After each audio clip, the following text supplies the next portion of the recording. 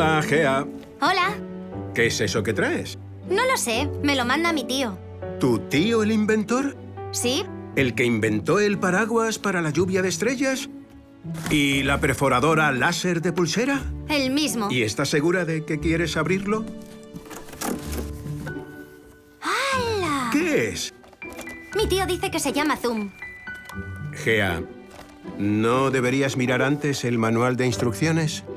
Vamos, ¿qué puede pasar?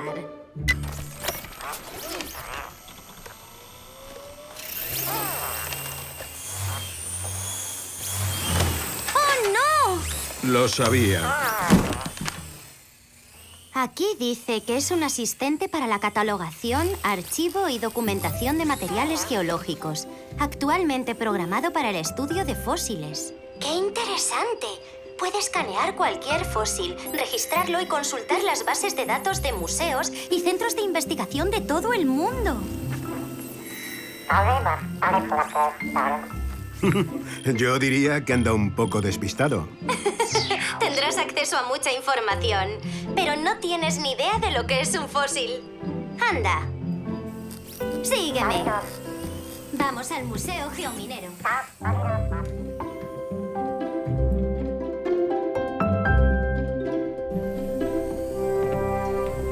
Un fósil es cualquier evidencia de la vida que habitó nuestro planeta en el pasado. No, Zoom. No siempre es necesaria la muerte del organismo para que se produzca un fósil. Si lo que se ha conservado son las partes duras del cuerpo de un organismo, hablamos de fósiles corporales. Pero también podemos encontrar evidencias de su actividad biológica, como huevos, excrementos... Huellas de desplazamiento, galerías que habitaron, mordeduras... Todos estos fósiles se denominan ignofósiles. De hecho, un único organismo puede producir muchos ignofósiles, además de su cadáver fosilizado. Son huellas de la historia de la vida. Huellas muy especiales. Pensad que la inmensa mayoría de los organismos desaparecen tras su muerte. Solo algunos se conservan cuando las condiciones de enterramiento son apropiadas. Y deben tener al menos unos 10.000 años para ser considerados fósiles. ¿Un fósil tarda en formarse 10.000 años? No exactamente. Se necesitaba poner un límite temporal y se estableció esta antigüedad, que corresponde al final de la última glaciación. Pero el proceso de fosilización normalmente ocurre durante millones de años. ¿Cómo se produce un fósil? Mira, por lo general, el agua cargada de iones, que se filtra lentamente por el sedimento, va depositando y sustituyendo las moléculas originales, petrificando el sedimento y su contenido, convirtiendo... Creo que vamos un poco rápido. Sí, será mejor que veamos un ejemplo.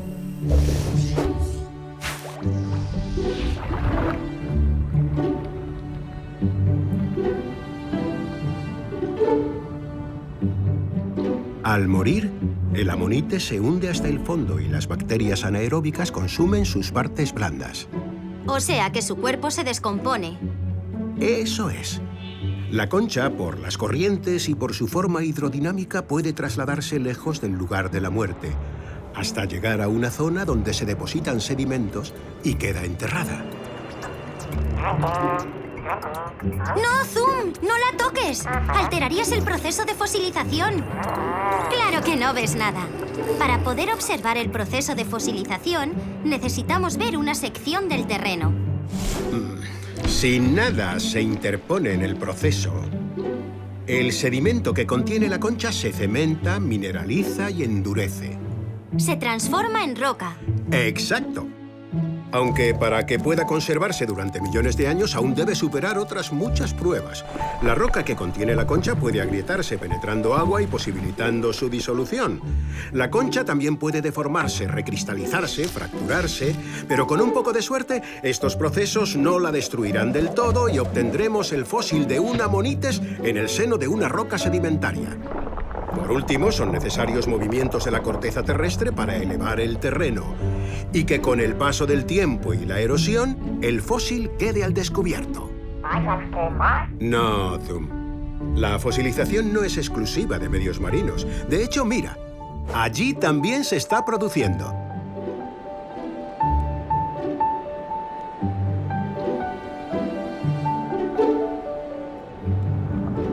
Si la hoja queda enterrada por sedimentos y casi no hay oxígeno disuelto en el agua, la descomposición bacteriana es muy lenta. Nuevos aportes de sedimentos hacen que se inicie el proceso de petrificación. El sedimento se transforma en roca y en ella queda la impresión de la hoja. ¿Y la hoja? ¿Desaparece? En muchos casos, el aumento de la temperatura con el enterramiento transforma la materia orgánica en carbón. Es lo que se denomina proceso de carbonización. Sí, Zoom. De nuevo son necesarios movimientos de la corteza terrestre para que el fósil vea la luz. Y que la erosión y el paso del tiempo provoquen que el fósil quede expuesto. Eso es. Y recordad que aunque ahora hayamos visto el proceso de forma rápida, han de pasar al menos 10.000 años para considerar como fósil a cualquier evidencia de vida del pasado. Lo habitual es que fosilicen las partes duras de los organismos, huesos y dientes en el caso de vertebrados, o conchas y caparazones en invertebrados.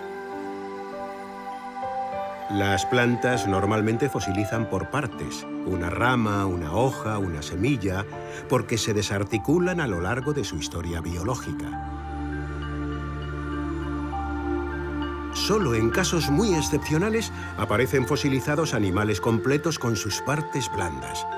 Estructuras delicadas como pelos, escamas o plumas solo se conservan con enterramientos muy rápidos, como por ejemplo en cenizas volcánicas, hielo, brea o resina.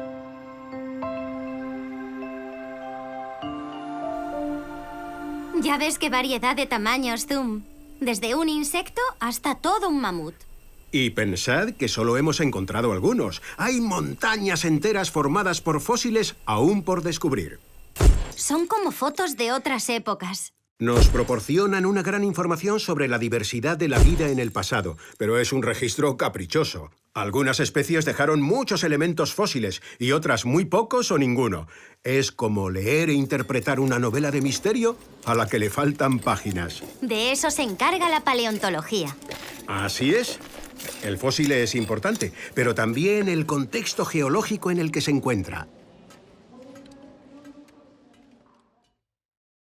Algunos son realmente curiosos. Tanto que en la antigüedad, cuando no existían la paleontología y la geología como tales, se hicieron de ellos todo tipo de interpretaciones fantasiosas. Los griegos que encontraron estos cráneos fósiles de elefante confundieron el orificio que comunica con la trompa con un inmenso y único ojo, y crearon el mito del cíclope Polifemo. Las pirámides de Egipto están construidas con rocas calizas repletas de numulites, unos fósiles con forma de disco. En el pasado se interpretaron como las lentejas que comían los trabajadores que las levantaron. ¡Vaya lentejas! La leyenda del Minotauro que aterrorizaba Creta bien puede estar relacionada con los huesos fósiles de grandes vertebrados descubiertos en esta isla. Y la presencia de huellas de dinosaurio con las leyendas de dragones. ¡Hala! España es un país rico en yacimientos fósiles. Y tanto. Te gustaría conocerlos, ¿no? La verdad es que te hace falta experiencia para poder identificar fósiles. Pero son demasiados yacimientos. Bueno, podríamos seleccionar algunos distinguiendo entre marinos y continentales y yendo del más antiguo al más moderno. ¿Qué os parece? ¡Genial! Primer destino, yacimientos marinos.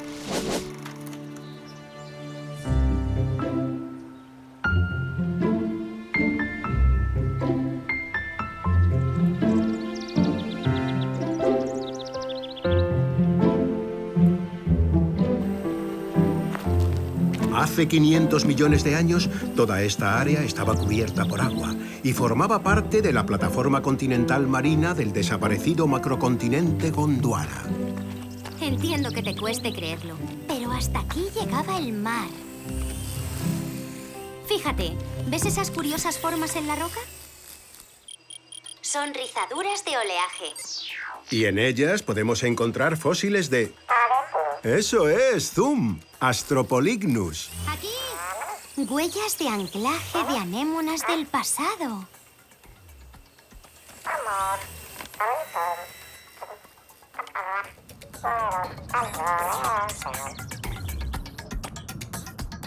¿Os gustaría ver el rastro del gusano marino más grande del mundo? El gusano gigante medía más de 1 metro de largo y unos 20 centímetros de diámetro. Su cuerpo no se ha conservado, pero sí las galerías que excavó. ¡Qué pasada! ¿Qué has encontrado?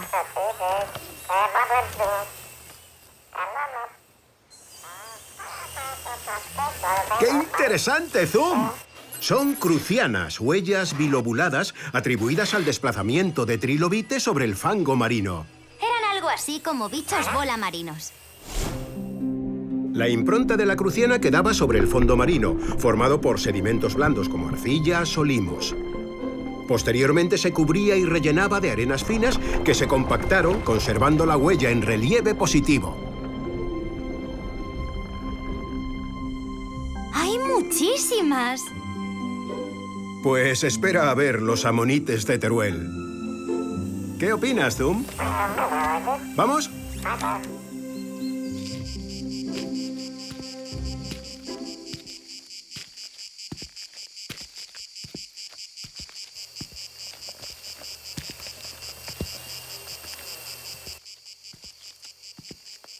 Hasta aquí también llegaba el mar. Y más arriba. El yacimiento está muy alto, pero gracias a la erosión podemos encontrar fósiles en zonas mucho más accesibles. ¡Mira! ¡Aquí están! Belemnites, gasterópodos, braquiópodos y bivalvos.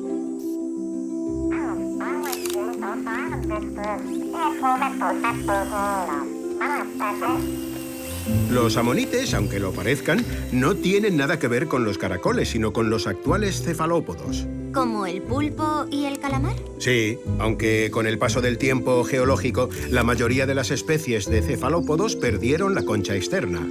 Habitaban los océanos, mientras en tierra firme los grandes protagonistas eran los dinosaurios. Nos quedan muchas cosas por ver, Zoom, pero todo llegará. Antes vas a ver una acumulación de fósiles mucho más grande que un dinosaurio.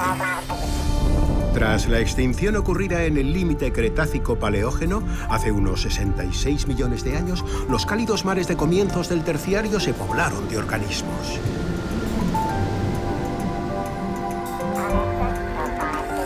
¡Son numulites! Etimológicamente, piedras con forma de moneda. Las que confundieron con las lentejas de los trabajadores que construyeron las pirámides. ¿Sí? Estos organismos unicelulares destacan por su tamaño, de hasta 10 centímetros de diámetro, muy superior al resto de organismos de una sola célula, que suelen ser microscópicos. Aquí se ven perfectamente. A veces la acumulación de fósiles es tal que forman rocas o incluso arrecifes, como el de Santa Pola. Durante el Mesiniense, hace unos 6 millones de años, la Sierra de Santa Pola era un arrecife de coral de grandes dimensiones, situado a unos 20 kilómetros de la costa. Posteriormente se cerró la conexión entre el Mediterráneo y el Atlántico. El Mediterráneo se convirtió en un mar aislado que se secó en unos 1500 años. Adiós, corales. Me temo que sí. Aunque a comienzos del Plioceno el Mediterráneo conectó de nuevo con el Atlántico y volvió a inundarse. Llegaron nuevas faunas marinas, incluyendo corales, pero de aguas frías y profundas. Actualmente está totalmente emergido a causa de los levantamientos de la corteza terrestre y representa uno de los mejores ejemplos de arrecife fósil, una bioconstrucción formada por diversos tipos de corales. Una montaña de corales.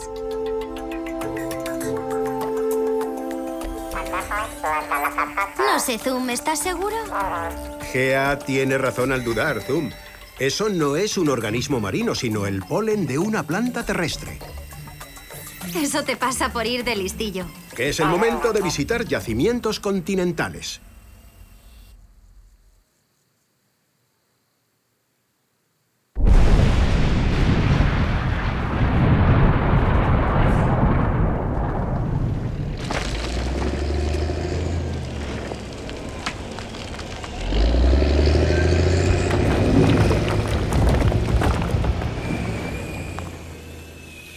¿Conocéis el origen del carbón? Hace unos 300 millones de años, la península ibérica estaba situada cerca del Ecuador. Bosques tropicales y zonas pantanosas cubrían todo el territorio. Y es esta gran acumulación de vegetales el punto de partida para la formación del carbón. Y para la fosilización de plantas, imagino. ¿Así es? Mira a tu alrededor. Hay fósiles de plantas de todo tipo. Impresiones en las rocas. Contramoldes que reproducen la morfología externa al rodear el sedimento un tronco o una rama. Y rellenos, cuando el vegetal se pudre y es sustituido por sedimento. ¡Qué variedad! Y eso no es todo. Asociados a estos ecosistemas vegetales se desarrollaron anfibios y tiburones primitivos. De aquí procede el Iberospondylus. Lo he visto en el museo. Este anfibio es una de las primeras especies que conquistaron tierra firme en la península ibérica. Te estás quedando sin batería. El carbón es una fuente de energía, pero no creo que te sirva. Tal vez deberíamos regresar al museo. Una pena, sí. Ya iremos otro día a ver los dinosaurios. Está bien, está bien. ¡Vámonos!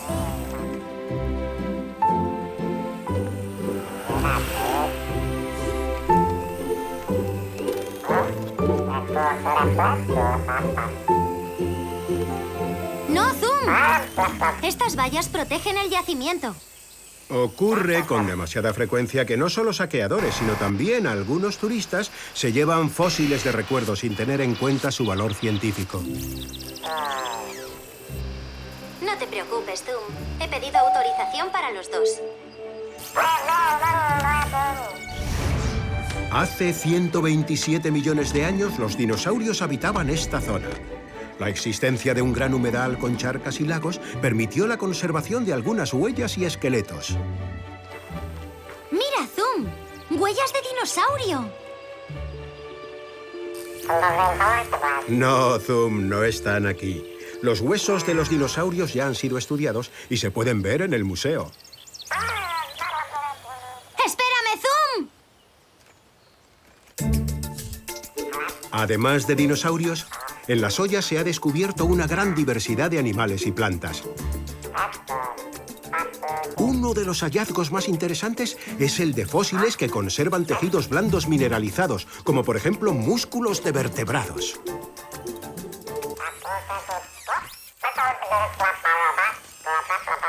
No, no existieron gorriones gigantes. En realidad, el Iberomesornis era mucho más pequeño que esta reconstrucción. Ahí lo tienes, Zoom. Los restos originales de un Concavenator corcovatus. ¿Originales? Es habitual mostrar réplicas al público, pero en este caso se trata de restos originales. Fijaos, se puede ver perfectamente la impresión de la almohadilla plantar y escamas en la cola del animal.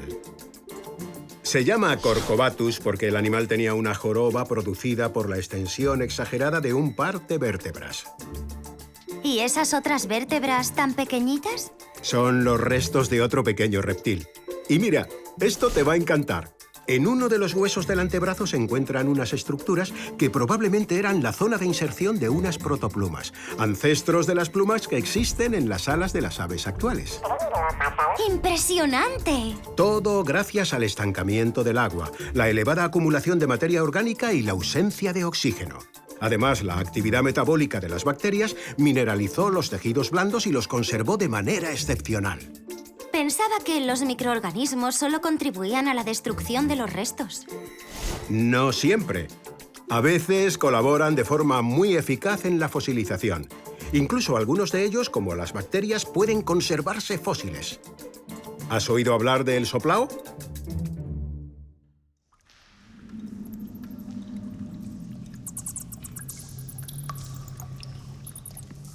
La cueva del soplao es un entorno único para la conservación de microorganismos. Sin otra fuente de energía disponible, las bacterias aprovecharon el manganeso disuelto en el agua de un río subterráneo para formar estromatolitos. No, no son estromatolitos. Son cristales de calcita y aragonito. ¿Y qué es un estromatolito? A grandes rasgos, se trata de una roca laminada formada por la actividad bacteriana. Eso significa que en los estromatolitos son las bacterias las que inducen la precipitación de los minerales. ¡Qué pasada! Sobre todo si pensamos que una bacteria es 100 veces más pequeña que el grosor de un pelo. Deberíamos regresar al Museo Geominero. Yo tampoco quiero que acabe la aventura, pero un fallo más y regresamos sin rechistar. ¿De acuerdo? ¡Zoom!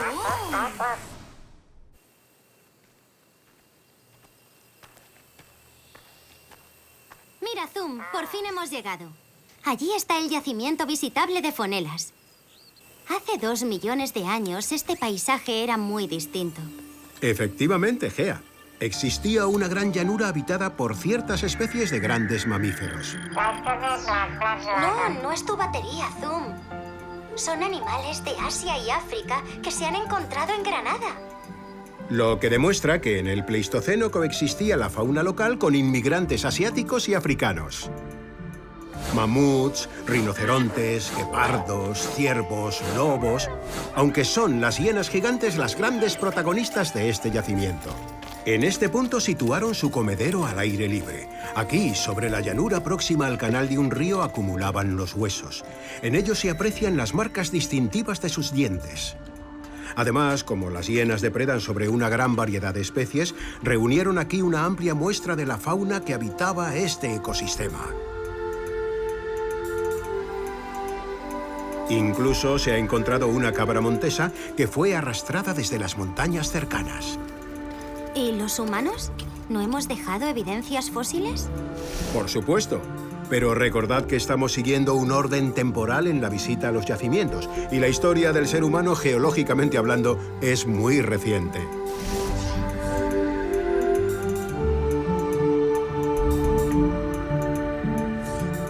Toda la sierra de Atapuerca es un sistema kárstico. El agua disuelve la caliza, generando cuevas que en ocasiones conectan con el exterior, refugio perfecto para humanos y animales. Parece un queso gruyère. Así es, Gea. En estas galerías quedaron huesos de sus ocupantes cubiertos por nuevos sedimentos. ¿Y generaron fósiles? Aquí se encuentra el 90% del registro mundial de fósiles de homínidos descubierto hasta la fecha. Galería fue el primer yacimiento que excavaron.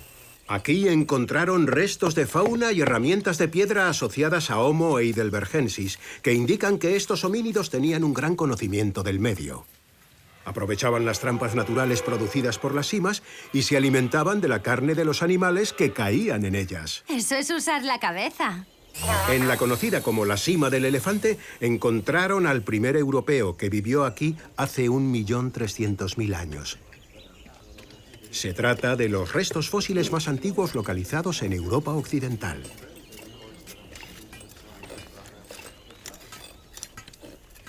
Grandolina es seguramente el yacimiento más conocido, porque en él se encontraron fósiles de homínidos de hace más de 900.000 años, pertenecientes a la especie Homo antecessor. Además, aquí podemos encontrar una secuencia continua de sedimentos que abarca 1 millón de años. ¿De qué son estas marcas? De una herramienta de piedra utilizada por los homínidos para descarnar el hueso. ¿Los humanos descarnaban huesos humanos? Así es, Gea. Me temo que nuestros antepasados eran caníbales. ¿También Miguelón? No, Gea. El cráneo número 5, popularmente conocido como Miguelón, pertenece a la especie Homo heidelbergensis. Y estos homínidos vivían en grupos cohesionados socialmente que cuidaban a sus mayores y a los más débiles. Zoom, ¿podrías ayudarnos? ¿Estás bien? Se trata de un ejemplar de Homo heidelbergensis que vivió hace 500.000 años. Se encontró en 1992 en la cima de los huesos y es el cráneo más completo del registro fósil mundial. ¡Qué pasada! ¡Zoom! ¡Zoom! ¡Cuidado, Zoom! ¡Vaya susto! Podría haberse caído en una sima y... ¿quién sabe? Ser el primer robot protagonista de un proceso de fosilización. Bueno, tampoco es tan sencillo. Te recuerdo que hay muchos factores que controlan el proceso de fosilización. Los humanos somos apenas un instante en la historia de la Tierra. Sin embargo, gracias a los fósiles, podemos remontarnos millones de años en el tiempo para conocer el origen y la evolución de la vida en el planeta. Has dado en el clavo, Gea. La investigación paleontológica demuestra que la evolución es un hecho. La historia de la vida está marcada por la extinción de grupos de organismos y la aparición de otros nuevos.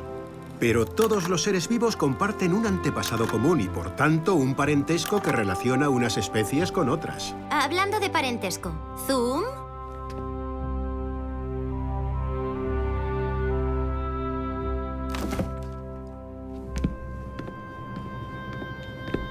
¿Qué haces, Zoom?